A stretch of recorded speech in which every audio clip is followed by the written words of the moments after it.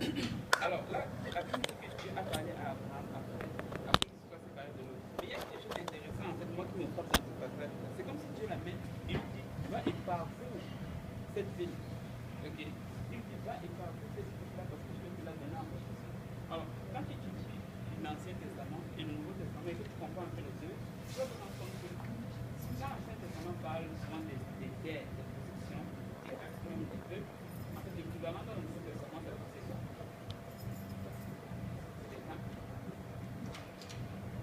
Quand Dieu dit par exemple à Josué, tu foulera la plante du pépier et le temps. Nous, quand sur la proprie, on est pas en train de dire qu'on va aller conquérir les États-Unis ou bien l'Angleterre. Ce qu'on est en train de dire, c'est que Dieu va nous donner les armes. C'est ça le parallèle. Dieu va nous donner quoi? Les armes. Quand le monsieur dit où est-ce que je mets mon pied, Dieu nous donne notre. Ouais, c'est ça le parallèle avec le Nouveau Testament. Ah, je pensais que c'était quelque chose que Dieu a donné. La terre. C'est pour ça qu'il dit avec le Nouveau Testament. Dans l'Ancien Testament, c'était effectivement les terres, comme Abraham. Là, la Bible parle de Canaan, il met les talents à Canaan. Mais ce que je veux dire, c'est que quand tu lis l'Ancien Testament, tu lis des leçons. C'est ça, vrai? Ok? C'est juste la phrase que tu veux dire. La phrase. Laquelle? La phrase que tu veux dire. Il a dit que là où tu mets ton pied, je te le donne. Oui. C'est des armes. Ok, je vais t'expliquer. Je vais dire la chose que tout Dieu qui va fouler la plante de ses pieds, tu vas lui donner en possession. Dans la Bible, toutes les promesses de Dieu sont en oui et amen. Bon, en voilà une. C'est une promesse de Dieu, n'est-ce pas? Elle est dans la Bible. Ce que je suis en train de dire, c'est que la façon que ce verset-là s'applique pour les chrétiens du Nouveau Testament, c'est que tu vas nous donner des armes. Donc, à une entrée, dit que là où vous allez aller, je vais vous donner des armes. Un peu comme si nous on quitte du Cameroun, du Congo, et puis on vient ici au Canada, et puis il va vous donner des armes au Canada. Une âme, c'est une personne. Une âme que. Ah, tu entendais quoi? Des armes. Des armes? Non. Je voulais pas des armes. Je voulais de la possession. Tu veux de la possession? Peut-être encore là, tu me fais longtemps. Non, c'est pas vrai. C'est pas vrai. C'est parce que j'ai lu ce verset et je pensais que c'était vraiment une possession. Mais oui, on n'est pas en train de dire que Dieu ne va pas. Mais tu as dit que c'est des armes qu'il va te donner. C'est une façon de voir ça. Tu vois, c'est comme tu peux prendre un verset et ça s'applique dans plusieurs situations. Tu peux aussi le voir comme des possessions. Tu vois. Je préfère voir ça comme ça. Tu peux le voir comme des possessions, mais le truc c'est qu'on essaie de regarder ce qui est plus important. Je peux te donner les positions comme je peux finir avec toutes ces positions avec ton âme est perdue. Tu as dit des âmes, pas mon âme. Ouais. Par exemple, ok, l'église. Ok, l'église va quand par exemple l'évangélisation. Ok, c'est la rencontre, on va à la rencontre des hommes. Et quand le Seigneur vous bénit et que les gens se font baptiser dans l'église, c'est pour ça que les gens sont restés à l'église. Et au cas où tu ne savais pas, tu es une âme aussi. Au cas où tu ne savais pas, tu es une âme. Je sais, okay. Ça je sais, mais je ne sais pas qu'est-ce que je vais faire avec les âmes des autres. Tu vas les sauver. Je vais juste sauver les gens. Ok. Ben, un jour tu vas le comprendre. Ok. En fait, c'est une parole qui a été à Abraham. Ce qui est le plus important pour Abraham, c'est sa relation avec Dieu. C'est-à-dire, en gros, sa descendance sera nombreuse et ils vont suivre notre compte. Et les gens vont se convertir. C'est la deuxième. Tout à fait. Ouais.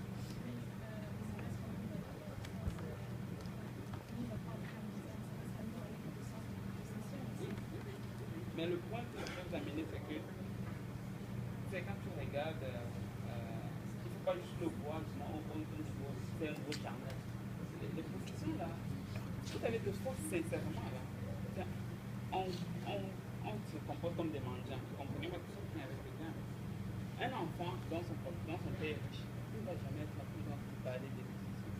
Il va pas? Il ne va jamais, tu ne vas pas le voir en train de parler tout le temps des positions. Son père a de l'argent. Et les possessions, là, les possessions matérielles, pour nous, c'est juste un détail. Un vrai enfant de riche, là, tu vas pas le voir en train de te dire, ah ouais, une affaire de 1000 dollars, oh oui, j'aimerais avoir 10 000 dollars.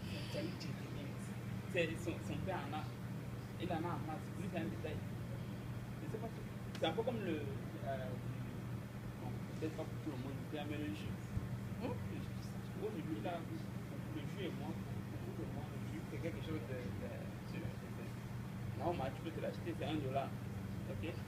Mais si quelqu'un me dit, waouh, le jus.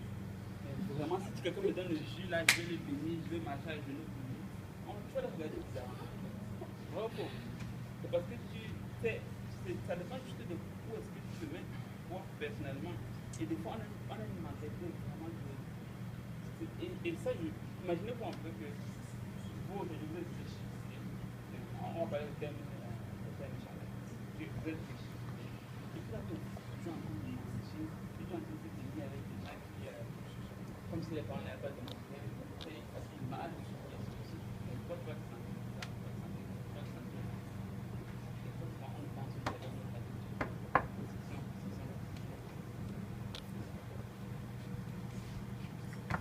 Il possède les fausses symboliques là où l'argent lui appartient. Constitue vraiment que l'argent, c'est juste un détail. Oui. Mais je voulais juste rajouter quelque chose à ce qu'il a dit. Un enfant de Dieu n'est pas à la recherche des biens matériels. Un enfant de Dieu. Possession, c'était pas forcément des biens matériels. Ben, Donc, n'importe quoi, si tu as un projet, si comme tu rentres dans le projet, Dieu va te bénir de ce projet-là. Pas forcément des biens matériels. Un projet de bénévole? Non. Bon. mais c'est pas. Un projet, c'est pas. Un projet peut être tes études, par exemple. C'est pas bénévole à la fin parce que tu vas travailler et gagner de l'argent, mais Okay, si tu mets tes pieds là, Dieu va te bénir. Oui, on ne peut pas dire qu'il ne bénit pas dans les autres domaines et qu'il ne faut pas chercher, il faut pas chercher à exceller. Non, un enfant de Dieu doit être meilleur dans sa classe. Ce n'est pas de ça qu'on est en train de parler. Ce qu'on est en train de dire, c'est que ça doit rester toujours un détail. Parce que exceller dans ses études, ça doit être un détail? Non, je ne parle pas d'excellence. J'ai bien commencé à parler des finances. Okay? Et tu sais, aujourd'hui, là, j'en connais. Je ne vais même pas le faire. Ce n'est pas parce que tu as demandé à Dieu, bénis-moi avec ça. Ça ne marche pas, juste ça ne marche pas comme ça. Ce n'est pas en tout temps en disant, bénis-moi avec l'argent, bénis-moi avec tes finances, bénis-moi, je vais te bénir. Seulement avec demander l'argent. Aujourd'hui, là, tu vas te faire la tête, tu ne peux pas trouver un piège qui est dans le monde. Il n'a rien demandé d'argent.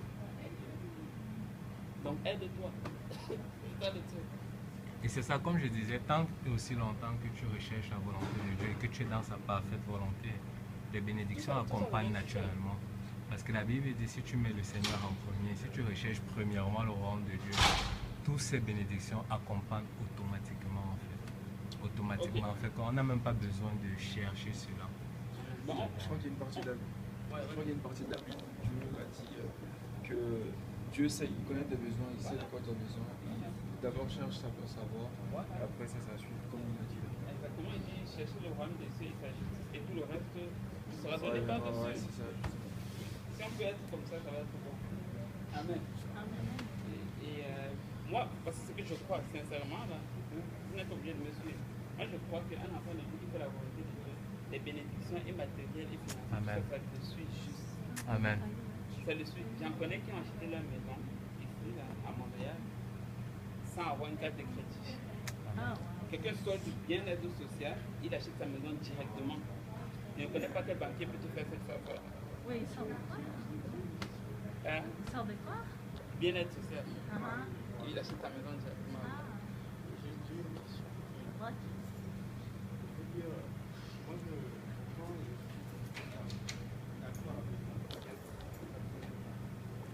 On n'entend pas bien. Je dis, autant je suis d'accord avec toute la première partie que mon frère vient de développer. Dans la seconde partie, je ne suis pas très d'accord, au sens où quand tu as, c'est-à-dire quand tu as la connaissance de Dieu, en tout cas quand tu es proche de Dieu, ça ne veut pas dire forcément que le côté matériel va suivre. Ok. Mais tu auras la félicité, c'est-à-dire que tu aies le matériel.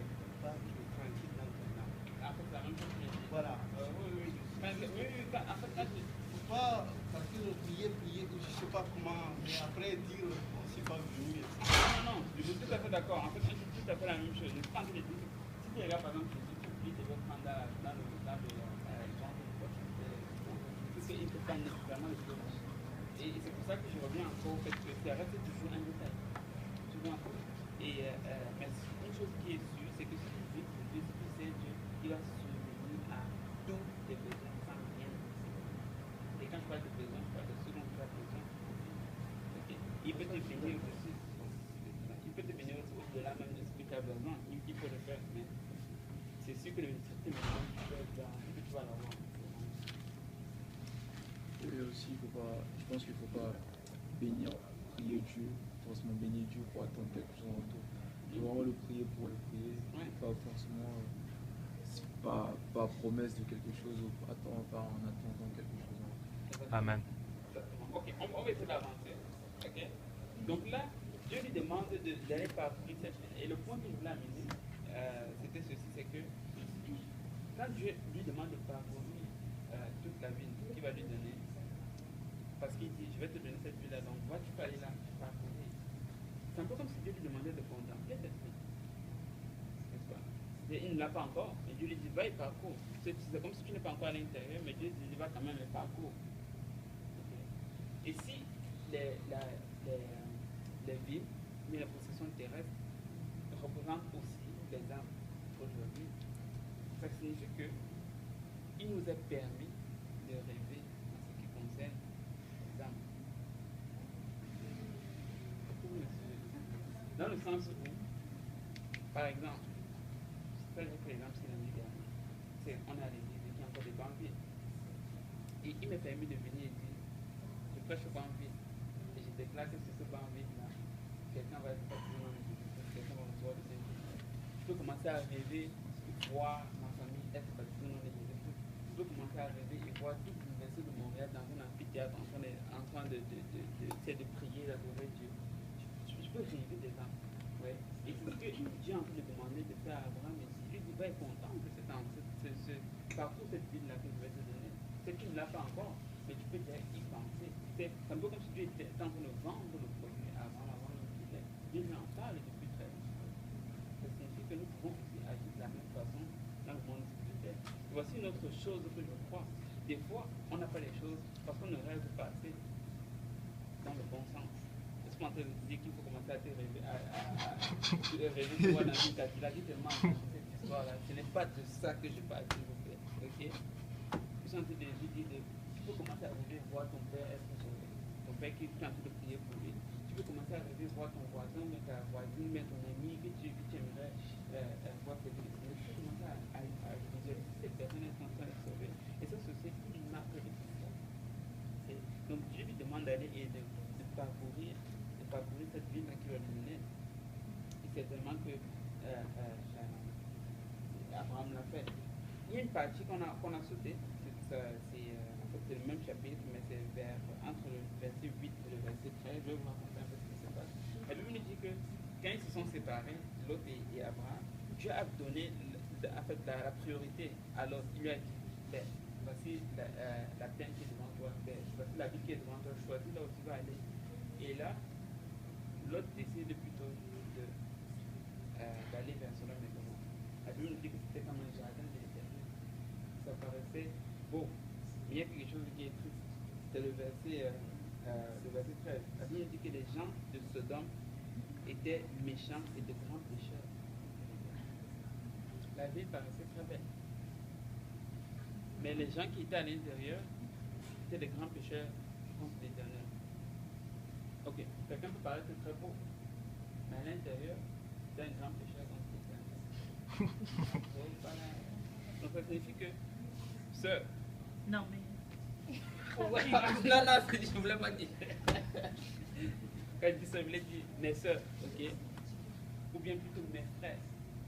Je ne sais pas pourquoi je commence à parler de ça. Amen. Mes frères, là, quand vous allez choisir votre femme, évitez de tomber dans le piège de tu regardes la vie extérieure qui est belle, aurais-je dit, mais l'intérieur c'est plein de chichi, c'est plein de désobéissance.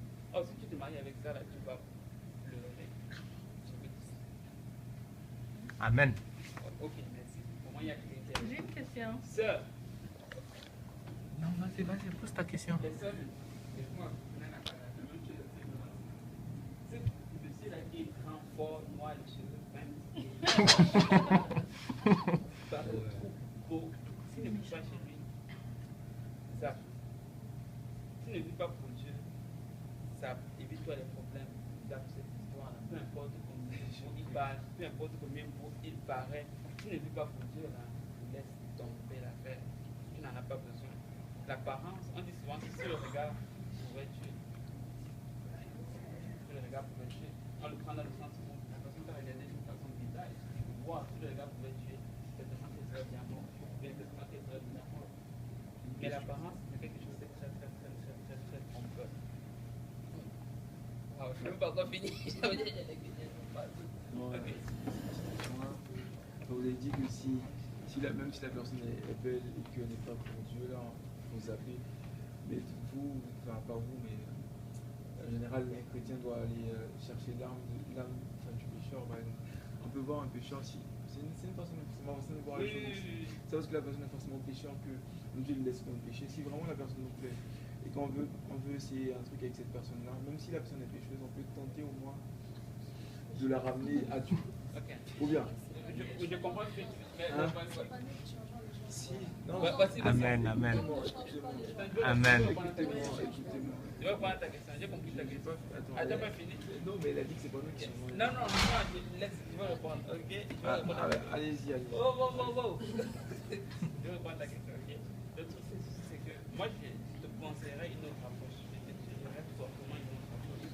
C'est. Il faut raconter l'histoire de mon histoire. Allez-y. Moi, en fait, quand j'ai rencontré ma femme, c'était à l'évangélisation. Ouais. Et je sais que souvent, quand je donne mon témoignage, les gens disent ah, mais frère, ils n'ont pas souvent pourquoi je me poser la question. Genre, moi, je dis la merde. Toi, tu sais que tu peux me poser la question en public, mais tu ne peux pas être sur la caméra.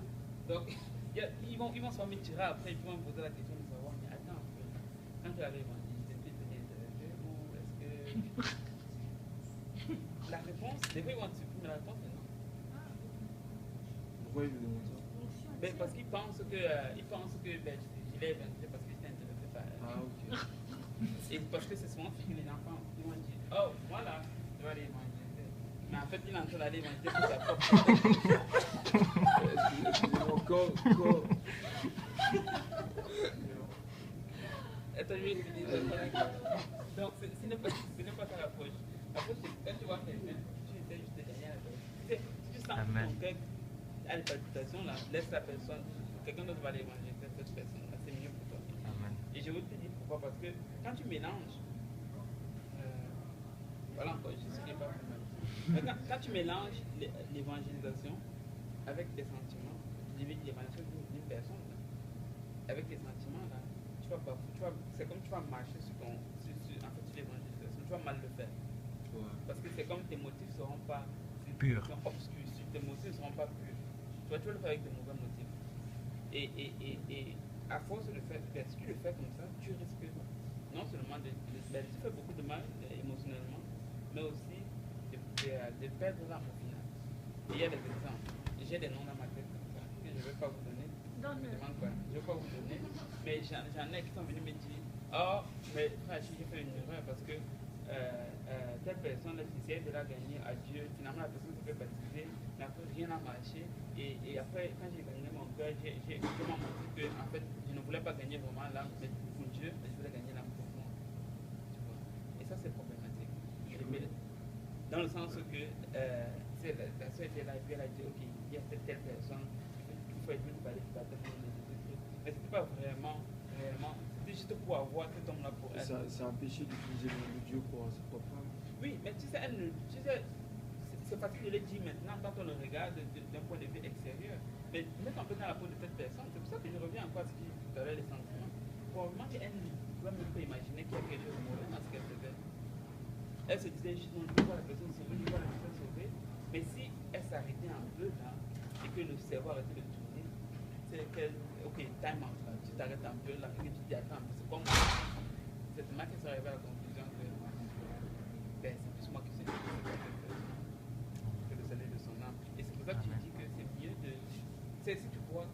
exemple quelqu'un qui n'est pas encore sauvé, que tu sens un peu que tu es intéressé, parce que moi je te conseille pratiquement, conseil pratique, va voir le frère Stéphane, le frère Pierre, qui n'est pas intéressé par elle, puis tu vas évangéliser celle-là, et toi tu te tiens à l'écart.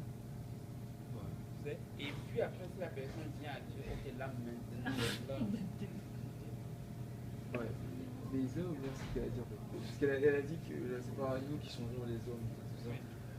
C'est vrai que c'est pas nous, mais Dieu ne va pas descendre sur terre pour ramener une personne à lui. Il passe par les gens en gros. Oui, oui, oui. Donc, voilà, vrai.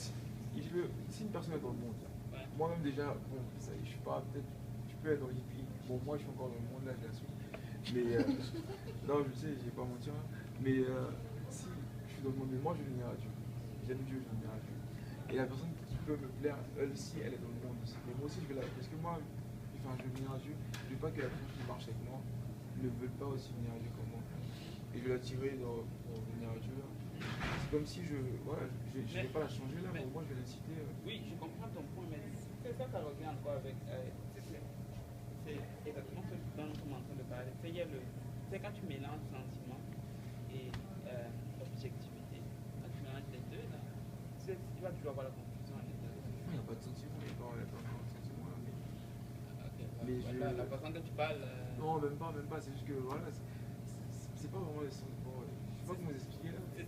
En fait, la meilleure des choses à faire, là, c'est que si tu sens que tu pourrais même, il y a une probabilité que tu es intéressé par quelqu'un, c'est mieux de laisser quelqu'un d'autre gagner la personne, c'est de laisser quelqu'un d'autre travailler sur la personne. Et on n'est pas en train de dire qu'on va jeter les gens, non, on n'est pas en train de dire que on va pas aller chercher les âmes perdues. C'est pas ça, c'est juste que tu veux gagner une âme, mais la première âme que tu veux gagner là, c'est toi. Tu ne veux pas te perdre dans ça. Et tu peux, et sincèrement tu peux. Des fois, je dis là, les sentiments là, ça déroute très mal. Oui. T'as pas fini ton histoire? Quelle histoire? Bah, ton conversation avec ta femme. Oui, j'ai fini, non? Ah! Excusez-moi, je crois qu'il. Oui, j'ai fini. C'est juste ça que je voulais dire, c'est que quand moi je l'ai rencontré, je n'étais pas intéressé par elle. Non. Et je l'ai invité à l'église, elle est venue à l'église, elle m'a dit. Et c'est après que j'ai dit, oh waouh! Oh, wow. Ouais. En fait, j'ai juste deux petits par rapport à ça, une histoire personnelle. Parce que moi, avant de me convertir, j'avais écouté. Pourquoi tu es frère? En fait, je venais de la connaître en fait, genre. On venait être ensemble depuis comme 1 mois, 2 mois, comme ça. C'était au propos. Et après, quand je me suis converti, j'étais vraiment comme. Je lui ai dit non, je veux qu'on soit ensemble et tout. Et quand on s'est séparés, 1 mois plus tard, j'ai vu sur les réseaux sociaux qu'elle était devenue encore pire qu'avant. Et moi, personnellement, ça n'avait pas fait du bien parce que je l'apprécie toujours en tant que personne. Et après, j'ai essayé de la revoir pour tenter de la ramener à Dieu. Et après, j'ai commencé à faire des trucs pas bien et tout avec elle. Et après, je me suis rendu compte que voilà, genre, ça ne sert pas vraiment comme de se tromper soi-même. En fait. Et la deuxième histoire, en fait, c'est l'histoire avec. En fait, c'est l'histoire d'un homme de Dieu. Comment il a rencontré sa femme, en fait? C'est que sa femme était païenne. Et sa femme est venue à l'église pour parler avec l'homme de Dieu. Elle a demandé non, j'aimerais donner ma vie à Dieu. Et l'homme de Dieu l'a accompagné. Et le pasteur a avoué que le premier jour quand ils se sont rencontrés, la femme l'avait intéressé. Mais la femme était venue elle-même, en fait, pour donner sa vie à Dieu. Alors, c'est un peu deux histoires qui sont un peu contradictoires si on veut, mais. Mais tu sais, le passé était intéressé par. Oui, par la femme. Ouais. Tu sais, il était marié. Non, il n'était pas marié. Non, mais c'était devenu sa femme. C'est elle-même son épouse, en fait. Ah, mais Ouais, c'est ça. Il a commencé par dire ça. Ah, il a commencé. Ah, je sais pas si vous l'avez dit. Ah, ok. Ouais, mais tu sais, le truc, c'est que ça dépend toujours de comment tu gères la situation. C'est que, au final, là, ici, c'est un truc que les hommes sont des hommes. Ils vont être attirés par ce qu'ils font. Tu vois? Bon, maintenant, le truc, ça va être de, comme j'ai dit tout à l'heure, si tu sors ici, tu vois un serpent, tu vas passer sur l'autre, tu vas passer de l'autre côté. Tu vois? Mais c'est pas toi qui as décidé de mettre le serpent sur cette. C'est pas souvent un peu. Donc, c'est que des fois, les choses, les belles sentiments vont venir solliciter, mais ça va côté fait de bien gérer cette histoire. Je ne sais pas si vous en faites. Des fois, ça va venir pour la première fois, ça va être comme, oh ouais, ça pourrait être ça. Mais toujours, avant de faire une question, c'est pas être prendre le temps de bien prier, s'arrêter, bien réfléchir à propos de ça. Parce que le plus tu fais de pas sans prier, sans t'arrêter, chercher la volonté de Dieu, mais le plus c'est difficile de revenir en arrière. L'idéal, ce serait qu'avant de faire quelconque pas, d'abord, je ne sais pas comment tu veux dire. Alors, ce pasteur, j'ose croire que ce qu'il a fait, c'est qu'il a attendu qu'elle grandisse le Seigneur et ainsi de suite. Et puis, il a prié même entre temps. Et puis, voici si c'est la volonté de Dieu. Mais il avait dit, avant, il y avait un homme qui avait parlé avec lui à propos de sa femme. Et quand il a rencontré justement la fille en question, ça correspondait en fait à la personne. Parce que la fille elle-même voulait changer, elle était venue dans son bureau et quand ils se sont rencontrés, il a vraiment vu que voilà, c'était elle. C'est ça. Et puis, l'autre chose, c'est que ce n'est pas parce que Dieu t'a dit que telle va être ta femme que tu vas aller continuer. Ce n'est pas ça non plus. Il y a aussi le temps de Dieu dans toute chose. Et J'avais une question qui a aucun rapport avec ce que tu as dit. Quand vous avez oh, merci. Après, on m'a sauté. Oui. Amen, amen, amen. En fait, c'est parce que vous avez dit tout à l'heure sauver son père, par exemple. Ok. Il y a certaines personnes qui vivent selon des principes qui peut les rendre justes aux yeux de Dieu, mais qui ne se sont pas forcément fait baptiser ou qui ne sont pas forcément qui ne parlent pas en langue, des choses comme ça. Ces gens-là, ils seront sauvés aussi, en fin de compte, parce que Dieu ne voit pas forcément ça là, mais il voit ce qu'il y a dans ton cœur aussi. Ok. Mais le truc, c'est que nous ne sommes pas sauvés par nos actions. Nous sommes sauvés par la grâce de Dieu. Oui, c'est ça, oui. On est séparés. Par le moyen de. Je suis pas d'accord avec ça. Oui, je suis d'accord, mais la foi va t'amener au baptême et le faire du métier. Je ne sais pas si vous avez rencontré beaucoup de gens quand ils vont venir, ils vont dire, ah, le baptême n'est pas nécessaire, le baptême n'est pas nécessaire. Ben oui, le baptême est nécessaire, le baptême est nécessaire. Et j'ai écrit moi dans la Bible. Non, même pas juste à cause de ça. C'est parce que des fois, quand tu essaies de leur expliquer que oui, c'est un enterrement, ça s'identifie à l'enseignement des chrétiens, tu vois, mais oui, tu vois un peu. Mais ils ne savent pas qu'il y a clairement un verset qui dit que tu es sauvé par le baptême. Ils sont Et c'est quel verset?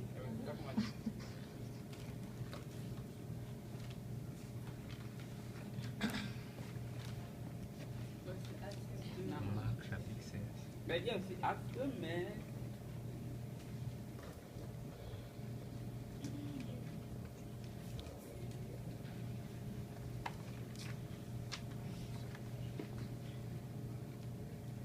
Acte 2. Non.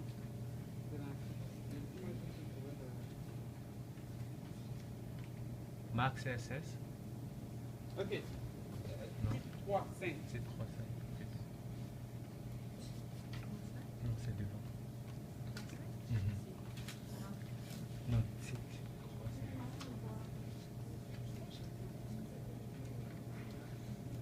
C'est par la grâce que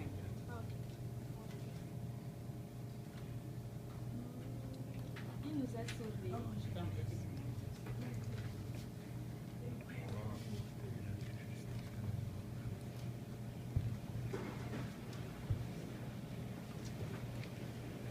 Mais c'est ce même Paul-là qui dit autre chose. On va lire ça d'abord. Et puis on va lire quelque chose. Hein?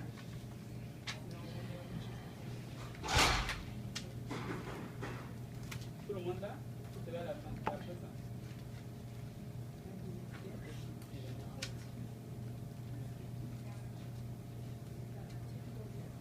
3, 5.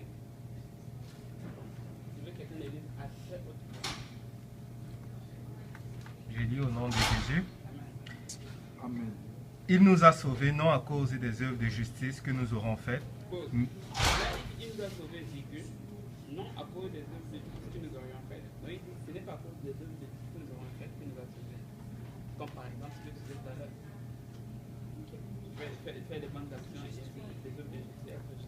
Il dit que ce n'est pas à cause de ça qu'il nous a sauvés. Ok?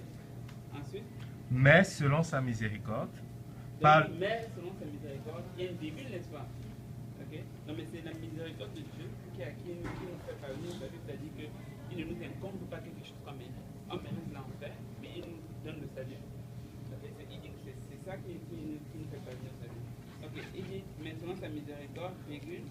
Par le baptême de la régénération Ouais. et du renouvellement du Saint-Esprit. Et il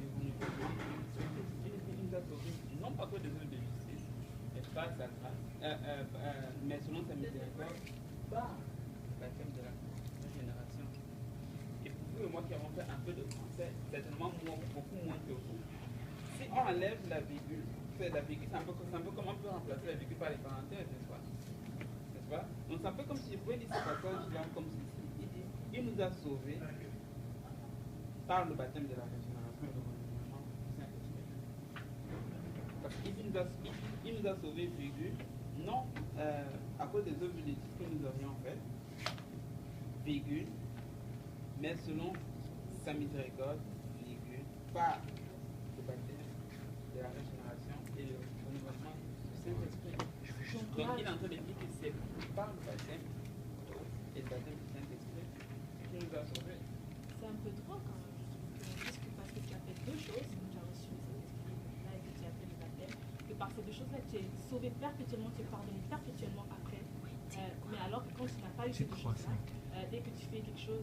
Oui, je comprends ta question, mais c'est pas que tu es sauvé perpétuellement après. Mais il te pardonne comme il veut. Oui, mais le truc c'est que si tu fais ça, tu décides de retourner dans ton ancienne vie, tu perds ton salut. Mais tu peux aussi le regagner après, Oui. parce que tu restes un enfant de Dieu. Oui. Donc quand tu reviens, il va encore t'accueillir. Oui, Parce oui. qu'il t'aime. Oui, oui. Mais il aime aussi les païens. Oui, oui. Mais il faut que les parents se fassent baptiser. Non, je sais, ça on l'a vu, dans le Nouveau Testament. Tu vois, c'est ça le truc, c'est que en fait, là, je vais t'expliquer c'est une autre façon. C'est que nous sommes sauvés par le fait que Christ est mort, qu'il était enseveli et qu'il est ressuscité. N'est-ce pas? Si Christ n'était pas mort, qu'il n'avait pas été enseveli, qu'il n'était pas ressuscité, on ne parlerait même pas de la nouvelle alliance, on ne parlerait même pas de salut. Ok? Donc on est sauvé à cause de ces trois actions qu'il a posées. Mort, ensevelissement et ressuscité. Alors, est-ce que Christ est mort pour tout le monde? Il est mort, il est enseveli. C'est pour tout le monde entier. Est-ce que c'est tout le monde qui va être sauvé? Non. Alors, c'est quoi qui fait que un tel groupe de personnes va être sauvé par la mort, l'ensevelissement et la résurrection de Christ, et qu'un autre groupe de personnes ne va pas bénéficier de cela? C'est un peu facile. Non. C'est juste la parole de Dieu. C'est juste la parole de Dieu. Selon toi, c'est quoi qui va faire la différence?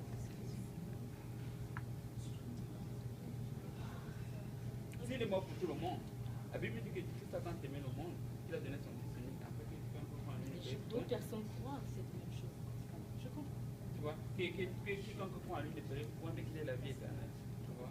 Alors, mais il y a des gens quand même qui ne vont pas y arriver. Il faut bien qu'on se pose la question, mais pourquoi ils ne vont pas y arriver? Et ce n'est pas Ils pour... nous enseignent. Non, c'est la Bible. La Bible, c'est... Pourquoi est-ce que l'enfer est là? Ok. Tu vois, c'est ça le truc, c'est qu'il y a des gens qui vont être sauvés, d'autres qui ne vont pas être sauvés, et ce n'est pas que l'Église met une personne en enfer, ni même au ciel.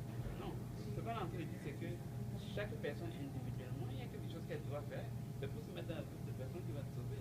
La réalité, en fait, la réponse à la question que je te pose, c'est ceci, c'est que la réponse est celle-ci, c'est que la seule façon que la mort, l'ensevelissement et la résurrection de Christ soient appliquées en toi, c'est que tu te répands. Parce que quand tu te répands, tu acceptes le fait que Christ est mort pour toi. Quand tu te fais baptiser, tu acceptes le fait que Christ a été enseveli pour toi. Quand tu reçois le Saint-Esprit, Romains 8 te dit que tu es ressuscité avec Christ dans les morts. Que le Saint-Esprit qui a rendu Christ, la vie à Christ, et rendra aussi la vie à son corps mortel. Donc en fait, la seule chose qui en fait applique littéralement la mort, l'ensevelissement et la résurrection de Christ dans ta vie, c'est la repentance, le baptême dans le et le baptême du Saint-Esprit. C'est comme ça que tu appelles ça secours. C'est un peu comme si je dis, voici, supposons que j'avais plusieurs iPads, ok? Et puis j'ai dit, ok, je donne des iPads, ok? Et jamais ici au milieu. C'est gratuit, c'est pour tout le monde. Mais tant que quelqu'un ne vient pas prendre et tendre sa main et prendre, et il ne va pas bénéficier de ce iPad qui est gratuit. C'est la même chose que le salut. Le salut est gratuit, mais nous devons le prendre. Et la façon de le prendre, c'est de s'identifier à la mort, l'ensevelissement et la résurrection de Christ. Et c'est loin d'être du pharisainisme.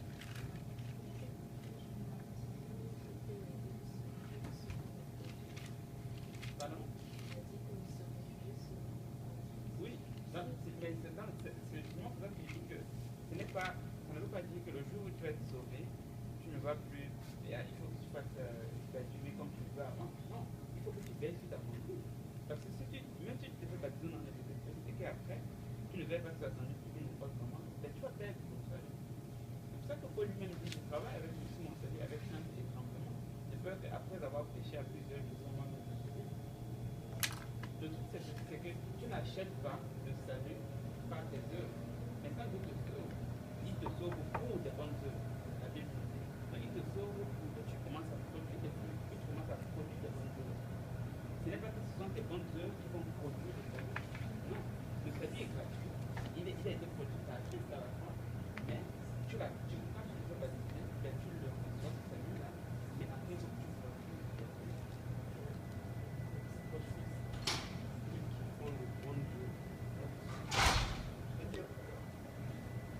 Pourquoi est-ce que la personne peut-être mais qui au bout n'a pas été baptisé pourquoi est-ce que vous savez Je pense que c'est la même question que j'ai. Mais j'ai une autre. En fait, c'est ça les lieux. Je n'arrive pas à me le représenter. Mais tu sais, quand par exemple, je vais prendre un autre exemple très simple, ok? Si par exemple, toi tu ne mens pas, ok? Tu ne mens pas pourquoi? Qu'est-ce que tu mens? L'enseignant qui pas mentir, est-ce que c'est dans la Bible qu'il faut se faire baptiser? Oui. Donc tu ne. Mais attendez, là par contre, Paul dit encore. Non, attends, avant que tu passes à pas, je ne sais pas si vous voyez, je ne sais pas si tu vois le point que je vais amener, c'est que c'est comme on dit, ok, tu pratiques des bonnes œuvres, et de ces bonnes œuvres-là viennent juste de la vie. Et quand tu dis que tu fais une bonne action, tu dis que tu le fais parce que c'est écrit dans tel verset qu'il faut le faire. Mais la même chose est pour le baptême. Jésus a dit, celui qui croira et qui se fera baptiser sera sauvé. C'est quoi la foi? Attendez, donc ça veut dire que si tu ne te fais pas baptiser, ben tu as fait de désobéir à la vie. C'est pour la faire. Moi, je sors clairement de ceux qui connaissent la vie. C'est-à-dire, aujourd'hui, quand on prend, on est combien de milliards d'habitants, souvent, il y a des gens qui ne savent rien de la vie. Voilà, ceux-là, c'est quoi leur sort? Ok, ben ça Dans leur société, oui, là, mais c'est important, ça fait partie de la question. Ce sont des gens qui n'ont pas parlé de la vie, donc qui n'auront même pas la capacité de la vie. Est-ce que ça veut dire qu'ils sont Ça, Dieu perdus? sait comment il va s'en occuper. C'est Voilà. comme quand on parle du bébé, par exemple. On ne sait pas qu'est-ce qui va arriver au bébé, c'est Dieu seul qui le sait. Le bébé n'a même pas atteint la responsabilité pour l'instant. On le découvre. C'est que la même façon que Dieu sait quelle va être notre sort, notre connaissance, il connaît notre sort, les Dieu qui met les yeux. Personne ici ne peut dire exactement qui va le faire, qui va l'enfer. On n'a même pas C'est ce qu'on dit. C'est ce qu'on a dit. Ok, si par exemple aujourd'hui quelqu'un triche, il vole, il ment, est-ce que tu vas lui dire que oh, tu es en train de faire la volonté de Dieu? Mais voilà, c'est la même chose. La Bible te dit que si tu ne crois pas et que tu ne te fais pas baptiser, tu ne vas pas être sauvé. Si moi aujourd'hui je viens te dire que ben, tu peux ne pas croire, tu peux ne pas te faire baptiser, tu vas quand même être sauvé, je suis en train de te mentir. Je suis en train de te dire quelque chose qui est carrément contraire à la parole de Dieu. Et je ne peux pas, je n'ai même pas le droit de faire ça. Il faut les réaliser, la Bible dit, Jésus qui l'a dit, que celui qui croira et qui se fera baptiser sera sauvé. Qu'est-ce qu'on fait de ce verset?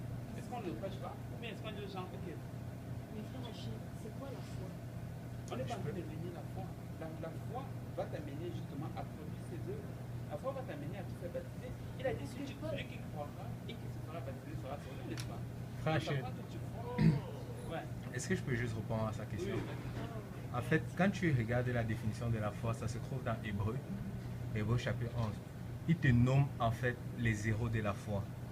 Quand tu lis les zéros de la foi, tu vois qu'ils ont toujours fait une action. La foi te pousse à faire une acte en fait. La foi, ce n'est pas juste une pensée. La foi, en fait, regarde, si tu vas par exemple dans Hébreu chapitre 11, Non, je vois. Je vais trouver Jacques. C'est dans Jacques aussi. on va, chapitre 11, à partir du verset 1, il te donne d'abord la définition de la foi. Et après ça, il te cite les zéros de la foi. Quand tu commences à partir du verset 4, on te dit, c'est par la foi qu'Abel offrit à Dieu un sacrifice agréable. Tu vois, déjà offrir, c'est un acte, c'est une action. Tu vois, quand tu sautes au verset 5, on te dit, c'est par la foi qu'Enoch fut enlevé et il ne vit point la mort. Tu vois, encore une action. C'est par la foi et ainsi de suite. Même Abraham, on te dit, c'est par la foi qu'Abraham offrit un sacrifice Isaac. Tu vois, donc c'est une action. C'est la même chose. Jésus-Christ dit ceci dans les évangiles. Il dit, vous qui m'appelez Seigneur, pourquoi vous m'appelez vous Seigneur, Seigneur, si vous ne faites pas ce que je vous dis de faire? Ça montre qu'ils n'avaient pas réellement la foi. Parce que si tu dis que Dieu est ton Seigneur, tu vas faire ce qu'il te dit de faire. Et Jésus-Christ, qu'est-ce qu'il dit de faire? Il dit, celui qui croira et qui sera baptisé sera sauvé. Donc si tu as la foi à cela, L'action que tu as posée, c'est le baptême. c'est le baptême. Et c'est ça que le frère Achille essaye d'expliquer depuis. Et quand tu regardes le verset qu'il a lu dans Tite, l'un des versets pères de ce verset-là, c'est dans Jean chapitre 3,5. Tite 3,5, Jean 3,5. En fait, ça te dit, c'est si un homme n'est né d'eau et d'esprit, il ne peut entrer dans le royaume de Dieu. Quand tu vois le mot naître d'eau et d'esprit, là, ça fait référence, ça a la même racine. C'est palinégio, là, quelque chose comme ça. Ça fait référence à renaissance. Et c'est ça qui te permet d'entrer dans le royaume de Dieu. On n'est pas en train de dire en fait que après ça, tu dois vivre une vie de péché. Non, quand tu es dans le royaume de Dieu, tu dois te conduire comme un enfant du royaume de Dieu. Tu dois être, comme on dit souvent, chrétien. Chrétien, c'est être comme Christ. Tu vois un peu? Et... Non, ouais. Mais si jamais un autre passage, c'est Jacques de 25 et 26. Jacques 2. C'est-à-dire, Rahab la prostituée ne peut-elle pas également justifiée par les œuvres? Parce qu'elle reçut les messagers et qu'elle les fit partir pour un autre chemin, point d'interrogation. Verset 26 de ce type. Comme le corps sans âme est mort, de même la foi sans les œuvres est morte. C'est comme la foi va générer les actes. La foi va générer une action. Si tu crois à quelque chose, mais ça va te pousser à faire quelque chose. Si l'action ne suit pas, on peut questionner la foi en elle. Tu vois? Et il y a une autre chose au point où sincèrement j'aimerais vous amener, c'est que je le crois sincèrement maintenant, même encore plus qu'avant, que c'est un outil du diable. En fait, il essaie d'utiliser contre les enfants de Dieu. Il essaie d'enlever l'importance du baptême. Il essaie d'amener. Tu sais, j'entends